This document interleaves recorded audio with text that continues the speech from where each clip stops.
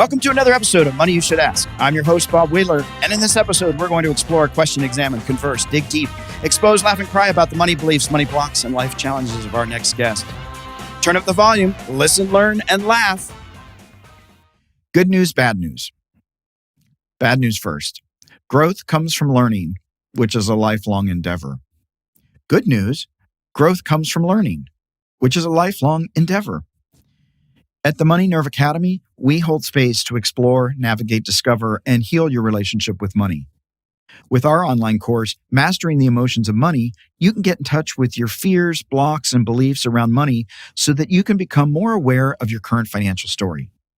By understanding why you do what you do with your money, you can create a different ending to your financial story than the one currently taking place. Check out themoneynerve.com and start mastering your emotions of money. You have wanted a camper since I met you. Yes. Like you were dating, park rangers just to see if you could steal a camper from someone. That's right. That's right. So you've always wanted a camper. Yeah. So what's holding you back from you making this camper dream come true? Now, for Vicky Barbalak and the rest of my listeners out there that have been wondering about the pop-up camper, I finally got it. I found the perfect pop-up tent, and I'm taking it on its first virgin trip to the Grand Canyon, Zion, and Bryce, and the Arches. It led me to my next guest, which is Troy Morris. And what's cool about Troy is he's the owner of Raptor Ranch RV Park and Campgrounds, and also home of Bedrock City, which is where the Flintstones used to live before they moved on to a nicer house. And it's 24 miles from the entrance of the Grand Canyon southern rim. So when you're visiting the Grand Canyon and you want a place to stay, this is one of the closest places to the park with hookups, 30 amp, 50 amp, everything in between, fires and stuff. Troy, thank you for having the time with me to talk about Raptor Ranch. Oh, thanks for having me. So you are originally from LA and you were in industrial packaging. Right. And then you just decided I need to train some birds and I'm going to go to Arizona and what happened? Well, it goes back quite a ways. I'm a falconer. I hunt with birds of prey, hawks, falcons.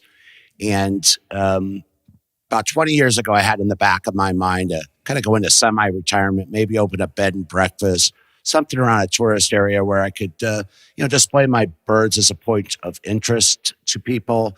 And so I started examining that possibility.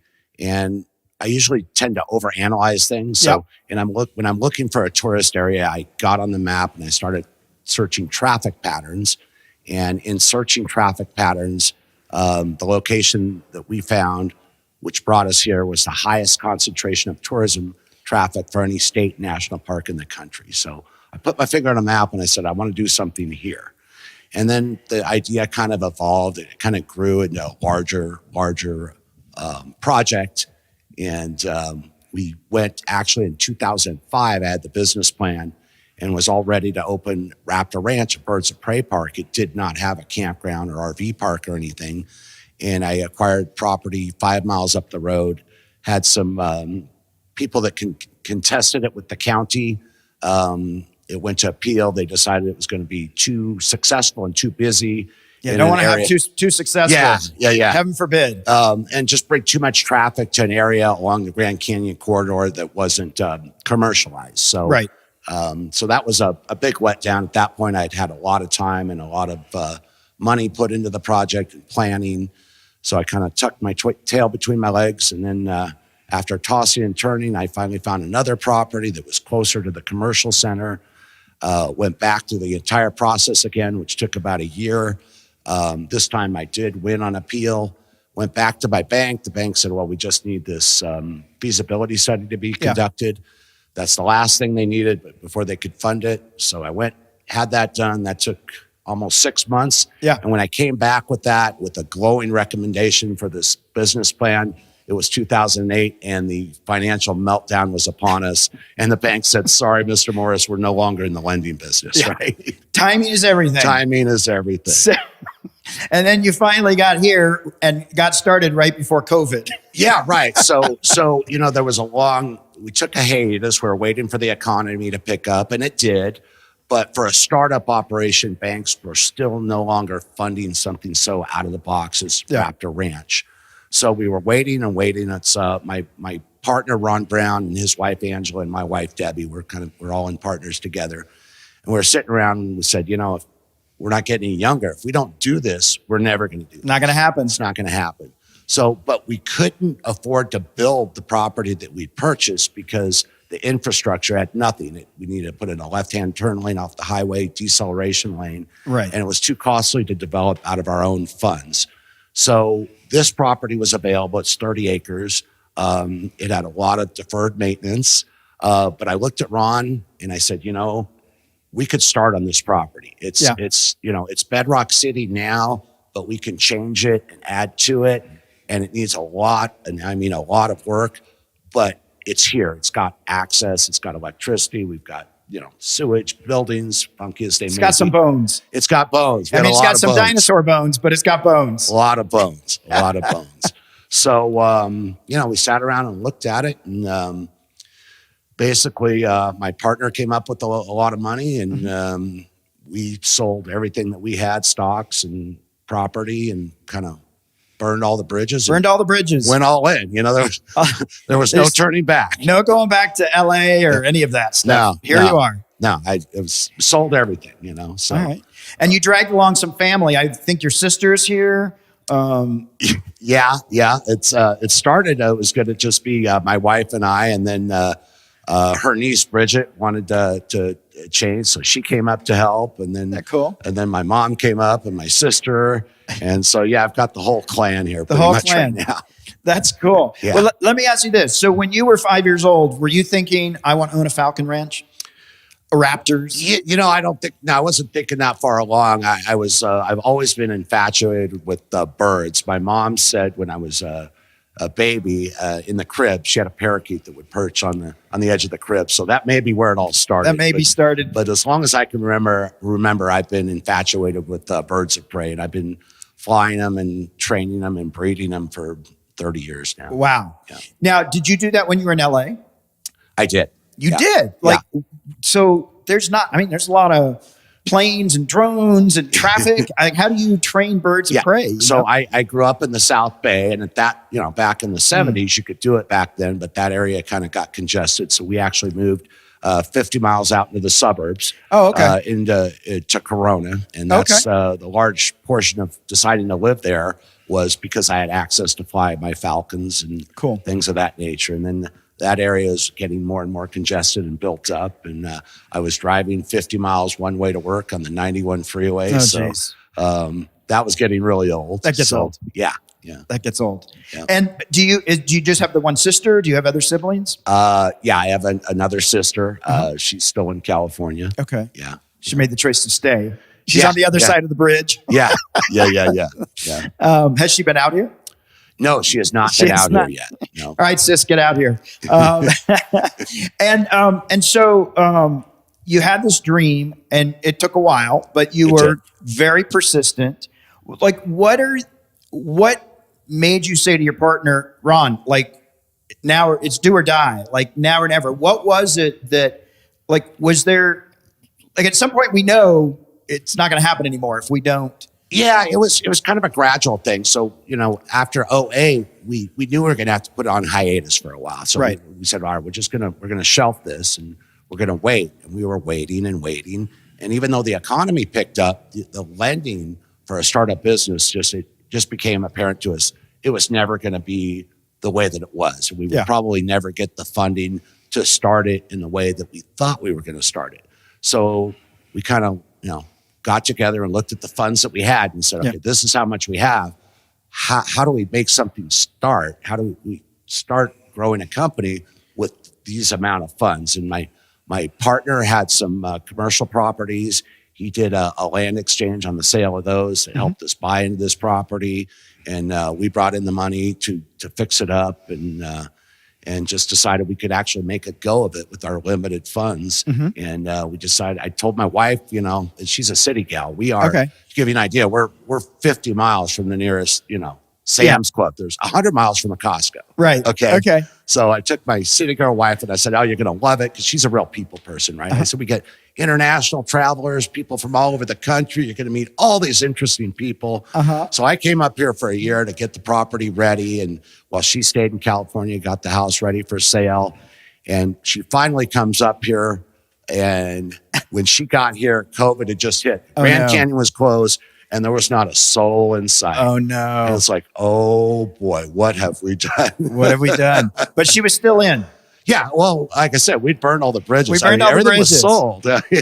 Well, sometimes spouses don't want to come along for the dream, or they reluctantly come along for the dream. So it's sort of important to be out here having somebody that's like all in. Yeah. She's definitely been all in. She's a good sport about it. And it's been tough. It was nowhere in the business plan did it say worldwide pandemic. Right. It was not in the business plan. In the business plan, I looked back on 2008, and we looked at what that did to business in this area, which was certainly sustainable and not a problem. But the whole COVID thing really, that really made it tough the first year. But we're just, we look at it as it set us back a year, right? Yeah, so exactly. We had to suspend some building and some major improvements that we wanted to do to the property to have ready for this year. But when COVID came out, we kind of stopped on some of that, not knowing if we're going to have to sustain, 2 years, So we pulled in our horns a little bit, just continued planning and fixing things up with what we could do ourselves with our small crew, and just planning on now getting ready to do some of the major improvements that we had planned on doing last year. No, that's cool. Now, have you had any interesting people come through from all around the world, even though it's at 70% is down of tourism? But well, I mean, there really is no international visitation this year. Oh, so it's all domestic, right? Yeah, that's right. So, but yeah, we've met a lot of interesting people from around the country and finally, around September, people started moving around and traveling around more. So yeah, we're starting to see some of those people, but it was pretty eerie there for a while. That's got to be rough. Yeah. Now, do you live on the premises, or do you? I do. We've got it's 30 acres here, and on the south side, we've got a house there. Oh, nice. It's set up, and then I've got a 120-acre parcel up the road that's got a home sign on it where most of my bird barns are, and most of my birds are. Yeah. Oh, okay. So the birds are on the other barns. You probably won't ever bring them. No, the intent was to build all of the barns here. But when COVID hit, I didn't want to spend, $150,000 putting in facilities for birds that I've already got up the road, right? Yeah, makes sense. Yeah, we put a hold on that. We're just kind of driving the birds in here every day and doing flight demonstrations with them. And then we'll continue to pursue the housing for the birds here. No, that's super cool. So yesterday, I got to see two of the birds. The ones, it starts with a P. The peregrine. Peregrine. Yeah. Which is a beautiful, beautiful bird. Yeah. Loves pigeon, by the way. But no birds were harmed in the, at least not immediately. They might have been harmed a little earlier when they had to give up their legs. But I got to watch him eat. That was her. Yep. The other bird was a white bird, I believe. Yeah, he was a hybrid, Gyr peregrine hybrid. Okay. Yeah. So I didn't know that birds could interbreed, so to speak. Yeah, it's generally done through artificial insemination. Oh. Yeah, okay. we don't have to go into the details there. Okay, all right. But it's also done naturally if you put the birds together, yeah. I didn't know if the bird's like, you're not my type. Yeah, they kind of get that way. Okay, all right. And then how many birds do you have, that you're breeding? And that's... I've got in the neighborhood of 50 birds. Wow. Yeah. And then I know somebody was here yesterday that wanted to train their birds. So do you let people come and train their birds? Or they're just people that's a friend of mine who's out here helping out right now. Okay. So people don't come to train their birds here, but we're part of what Raptor Ranch is going to do is let people experience flying birds of prey. Okay. So we'll have beginner falconry lessons for people. Oh, awesome. So they can learn to fly a bird to the fist and things of that nature and introduce people to falconry and what that's all about. Oh, that's super cool. I remember seeing a show where this woman went to train with these falcon trainers in Mongolia. Yeah. And these birds have been trained this way for 1,000 years or 2,000 years. Yeah. And then at a certain point they let the birds go or something. But And she was there like a year or Right. something. Right. Like you won't do it that long. You just like No, these will be brief. These will be brief. 2 to 4 hour programs where people can learn about the birds, learn to handle them, get an experience flying the birds, and just an introduction to falconry, which is the sport of hunting wild quarry with a trained bird of prey. Okay. Yeah. And what is your? I know if the other birds, hopefully they don't hear this. Which is your favorite bird?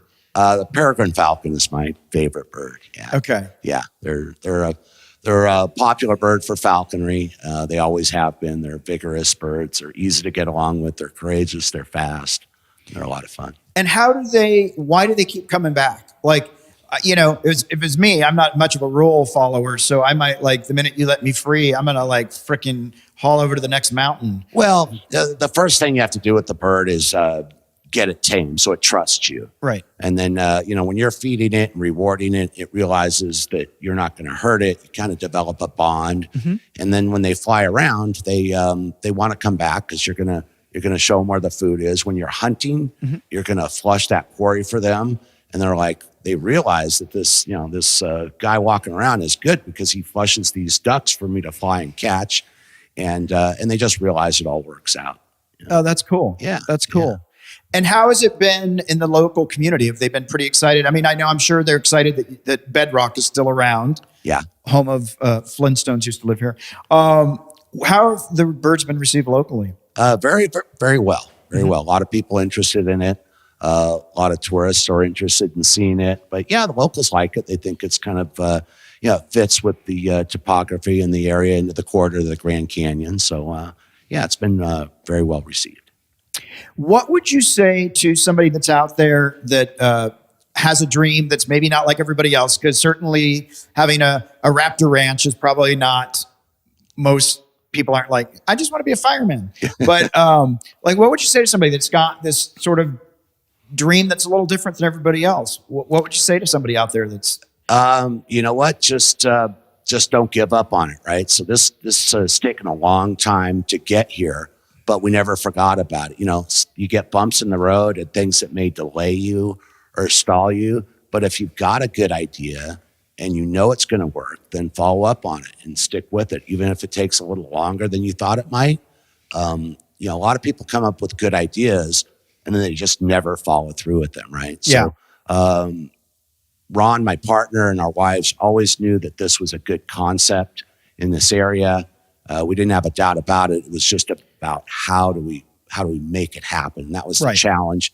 In our case, it took an extended amount of time, but we never lost sight of the dream that it's still a good concept, even though we had delays, the financial meltdown, the mortgage crisis, and then COVID. It's still a good idea and it'll still come back, but you just got to stick with it. If you just throw it to the side, then it never materializes. Yeah. And so I think for what I'm hearing is you kept the big picture alive. So you didn't necessarily know what property it was going to be at. You didn't know that there was going to be an RV camp with it. Right. But you knew Grand Canyon area, birds of prey. Right. This is going to happen. Right. And then we'll figure out the rest, but we're not going to lose sight of the mountain. Exactly. And, keep your eye on the ball in that regard and then be flexible. I mean, this property, had a campground on it and that wasn't in the original plan, but it's like, well, we'll take that. We'll take it. And then, even the Flintstones theme, that wasn't part of something that we thought we were really going to keep at all. Yeah. But it was so popular with people, we thought, well, why get rid of it? It cost $250,000 to take it all down. We'll just clean it up and let people enjoy a giant children's playground. And we're just adding to it with rock climbing walls and big jump pillows and things. And just fortunately, we had enough room on the property to do our birds of prey stuff on the north side of the property and let this remain as it is. Yeah. And I'm just wondering how it felt to sell the house, leave everything behind. Was there any moment where you went like, holy shit? I remember it vividly. It was, I'd been, the job I was at previously, I was there for almost 35 years. It was a startup company.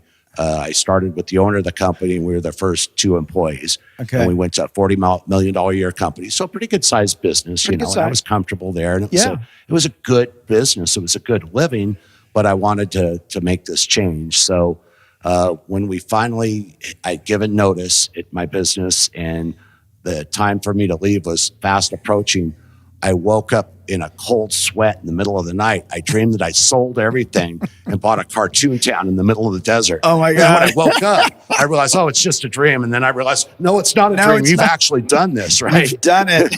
Yeah. So that was, there were some chilling moments, it was pretty scary there for a while, but you just, at the end of the day, we're all here for a limited amount of time, and then we're going to die, right? Exactly. So I didn't want to look back one day in a rocking chair and say, I should have done this. Yeah.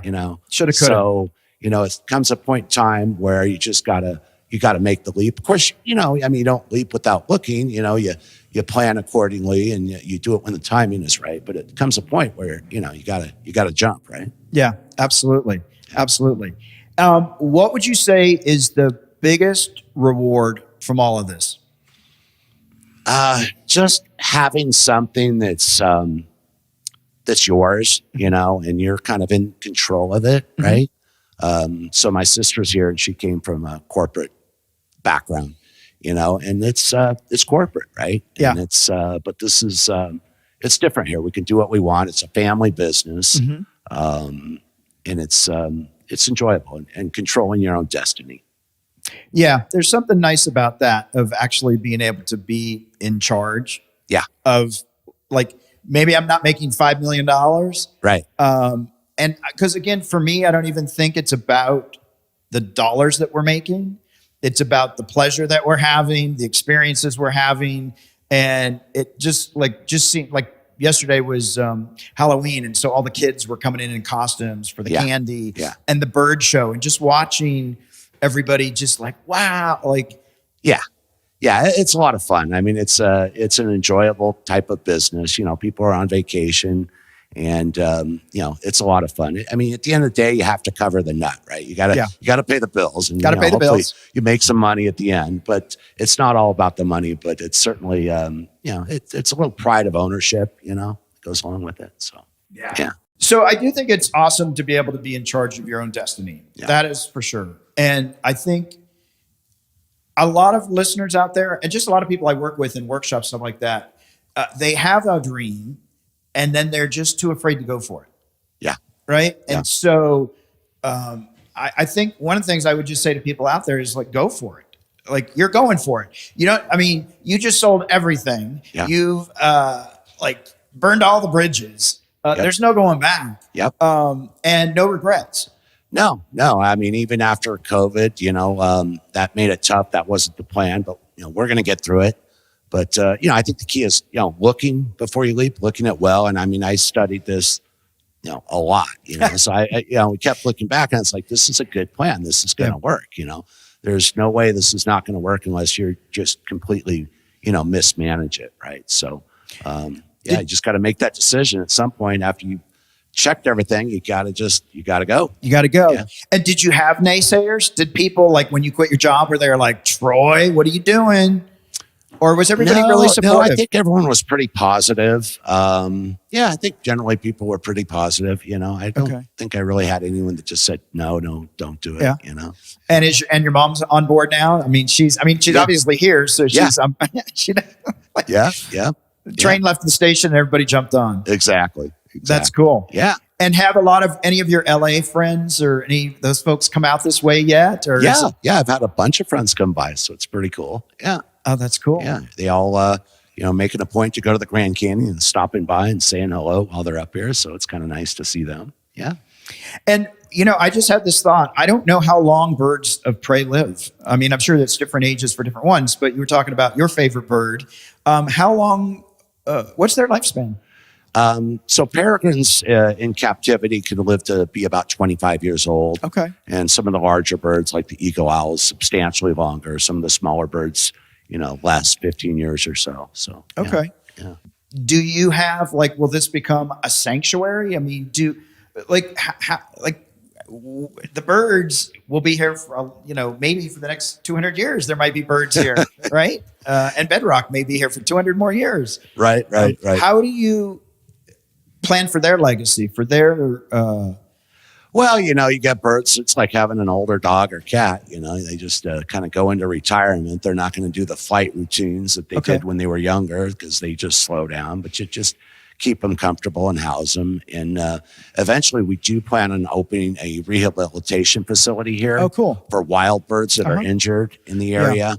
But first, I've got to get all my birds over here first, and then get some corporate sponsorship to help us out with putting up medical facilities so we can repair some of these birds that have been injured in the wild. Okay, so awesome. It's definitely in the business plan. Yeah. That's super cool. I saw a whole bunch of black type hawks maybe that were in the Grand Canyon near the rim. Ravens. Those are ravens? Yeah, there's a lot of ravens there. But wow, they look so different than the ones in LA. Well, in LA, what you're seeing are crows, right? Okay. So crows, they're similar to both corvids, but the ravens are quite a bit larger. Because they they float through the wind. They're outstanding flyers. Yeah. Yes. I was like, there's no way that's a crow. Yeah. No, they're so ravens. It wasn't a crow, but it's a raven. The ravens, and we've got ravens too here. Okay. Yeah. Well, you're obviously doing something right here because, once I knew the name, because my sister found the place because we got lost trying to find the other place and she called ahead. She was the preacher. She was the navigator. She did what do they call those people that got the scout? She was the scout. She came out early and then was like, no, the other place is terrible. We can't find it. But one of the things that when I did look it up though is so many people have said, oh my God, I went to Raptor Ranch. They're the nicest people. They let us watch the bird show as part of the staying over there. And like everybody's just been, it's a family business. Yeah. I think I've met your mom and your sister. I've met your niece. I don't know if I met your wife. I've met a lot of people. Yeah. And everybody has just been all about making it a warm, friendly family feeling. And that's nice because I'm from LA. People get a little cynical pretty quick. Yeah, I mean, we want people to feel welcome here, and hopefully they have a good experience and they'll come back. And but it's easy to do because it's a lot of fun. It's amazing. Yeah. So where can people find you on social media? Raptor-ranch.com is our website address, and of course, we're on Facebook and Twitter as well. All right, so we're going to check all that out. I hope that our listeners out there, when they get ready to come to the southern rim of the Grand Canyon, they'll stop at Raptor Ranch and spend a few nights. It's been great. I love the RV hookup. I mean, I have a pop-up, so it's a little better than being off on the ground. So life is good. So I so appreciate you taking the time. I love what you guys are doing here. I love that you're following your dream. And I just hope that thousands of international people come through after COVID. So your wife gets to meet all those people. And you guys just keep living the dream. Yeah, thank you. Well, we appreciate you guys coming by and staying with us, and come back again next time you're in the area. I will absolutely do it. Yeah. Absolutely. I just want to say to our listeners, don't forget to share the love. You can find us on Facebook, Twitter, and Instagram. Search for Money You Should Ask, all one word. You can subscribe to this podcast on Apple Podcasts, Google Podcasts, iHeartRadio, Stitcher, Spotify, or your favorite podcast player. And if you prefer to watch our episodes, head over to YouTube and subscribe to our channel. Troy, awesome. Thank you so much. All right. Thank you.